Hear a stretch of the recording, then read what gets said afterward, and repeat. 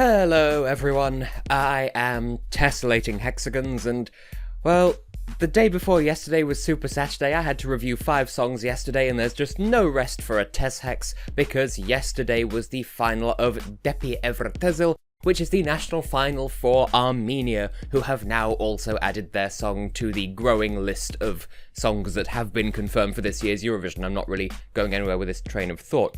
Anyway, they've chosen Sevak Khanagyan and the song Qami, which means wind. It's presented in the Armenian language. Music by Sevak Khanagyan himself, and lyrics by Anna Danielyan and Victoria Maloyan. I hope I said that right. Armenian is a surprisingly difficult language, though it's harder to read than it is to pronounce just because I can't read Armenian script. Anyway, first impressions on this song then. Well, I'm not sure whether this is a good thing or not necessarily, but from the moment the song started, I had this feeling of, okay, where are you going with this, and when are you gonna get there? You know, it just feels like one of those songs that does that whole tonal shift thing partway through, which isn't a bad thing in and of itself, and sure enough, that's pretty much exactly what happens. In a sense, it's sort of like Aram MP3's song from 2014, if you remember that, but in this case it's got higher emotional lows and lower emotional highs, if that makes any sense whatsoever, so it comes across as basically a much less risky sounding Not Alone. But I don't mean to insult the song, not at all. I do like what I'm hearing, and there were some other songs in the national final that stuck out to me as maybe not as good of a choice as this, naming no names. If nothing else, there's something in the instrumentation here that reminds me, of all things, of the soundtrack to The Legend of Zelda Twilight Princess. That game rather famously had some very atmospheric music, so I'll just assume that that's a compliment here. And springboarding off of that, let's look at why else you might like this one. Well, immediately, I want to highlight the instrumentation, as I just said, and just stick a pin in that as one of this song's biggest selling points. It's one of its greatest assets, it's polished, it's presentable, and it's got plenty of atmosphere to it. As I said, it reminds me of Twilight Princess, especially the way the music of that game is used to represent nighttime or darker themes. In both cases, that is to say, the game and this song, the music absolutely captures the essence of what it's supposed to represent, and considering that I speak basically no Armenian, like the extent of my Armenian is singing along with their song from 2009, and maybe on a good day People of the Sun from the junior contest, it's impressive that I can more or less tell how well it fits, or at least I feel like I can tell how well it fits the song. It's also worth pointing out that the composition isn't overcomplicated. It could be, and it isn't. In the first half of the song, it's just as simple as it needs to be to underpin the lyrics and Sevak's onstage presentation. And then, when it gets more turbulent towards the end in order to retain interest, it would be so easy to drop some dubstep in there or something else overblown, and it just doesn't happen. He resists that temptation and keeps it refreshingly simple, and without relying on those traditional Armenian wind instruments that appear so frequently in their Eurovision songs. Or maybe they're native to the Caucasus, I don't know the specifics. I apologise if I've offended anyone in calling them Armenian. And I also apologise for anyone who thinks that it's insulting that I should call it.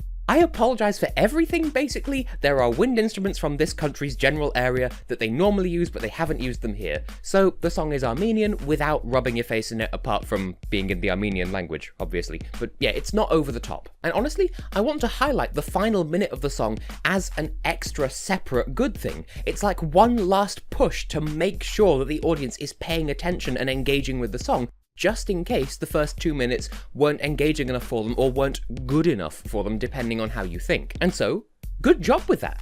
And to complement all of that, Sevak's voice, live, cannot be faulted as far as I can tell. He can do calm and quiet, and he can do loud and strained and vivacious, as necessary, without sounding like he's being overpowered by the music, and without sounding like he's overpowering the music. It's a very important balance, and he's managed to strike it. In the last minute, that's especially difficult to do because, of course, the song really ramps up, and he has to ramp up accordingly without overdoing it, and he succeeds. So, mad credit to the guy for staying on top of everything throughout the whole song.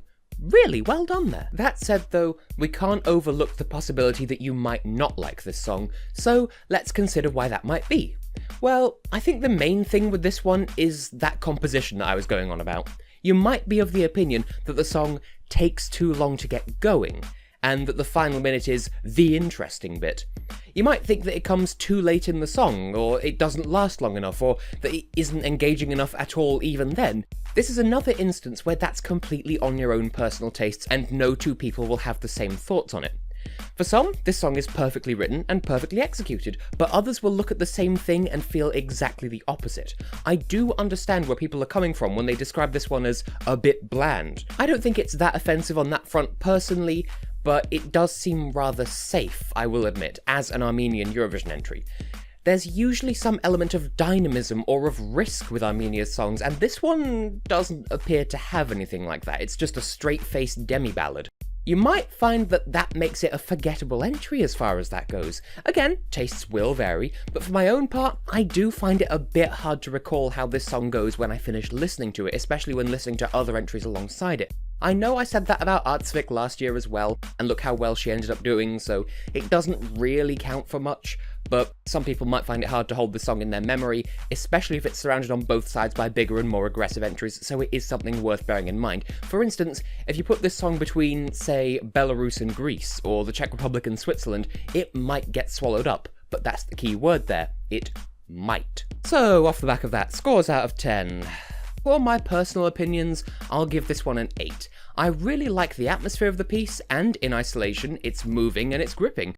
But I fear it may get lost when pitted against some of this year's bolder entries. So I enjoy what it does, and I'll listen quite happily, but I have my concerns that it may be left behind just because, compositionally, it doesn't push the boat out all that much. Still, Sevak is an excellent and compelling live vocalist, and Armenia have only missed one final in their entire history of competing, apart from the year they didn't take part, obviously.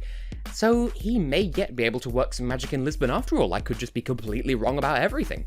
On the technical side, I was so close to giving this a 9, but in the end I did settle on an 8.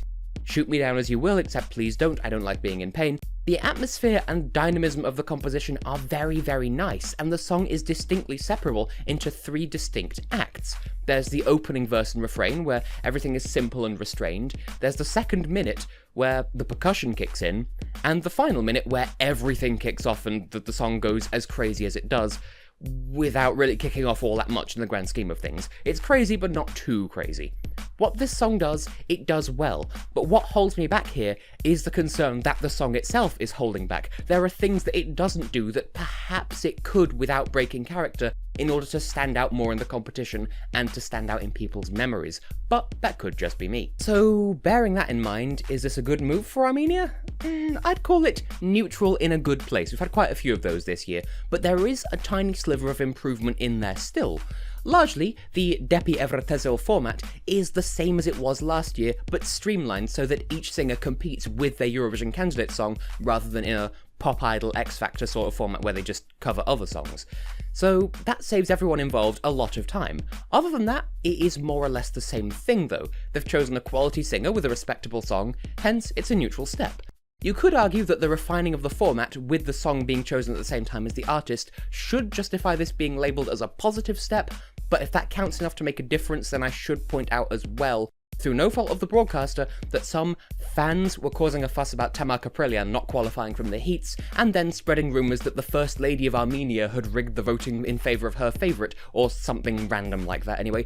Don't spread gossip, people, it's not nice and it's not necessary. Now though, working on what we do know to be actual facts, can we expect an Armenian presence in this year's final? Well, as I already reminded you, Armenia only failed to qualify once, and that was in 2011, but that was a divisive novelty song, whereas this is a straight-faced, serious entry of legitimate quality. I think the determining factor will be how it's presented on the Eurovision stage in the contest. There's a strong chance that the larger, more imposing songs could surround this song on all sides and swallow it up and sort of leave it in the dust. But then again, it might stand out from those songs because of its simplicity. It'll really depend on how people are feeling on the night. If they're feeling generous, if they're feeling open-hearted, if they can engage with the song, then it could well qualify. But if they're more into the bigger, bolder, glamorous numbers, then it could get left in their wake. Really, it could go either way. It's tough to predict, so all I can do is wish Sevak and his team the very best of luck. I have been, and will continue to be, Tessellating Hexagons, and we'll see what happens when you get to Lisbon, so good luck for then.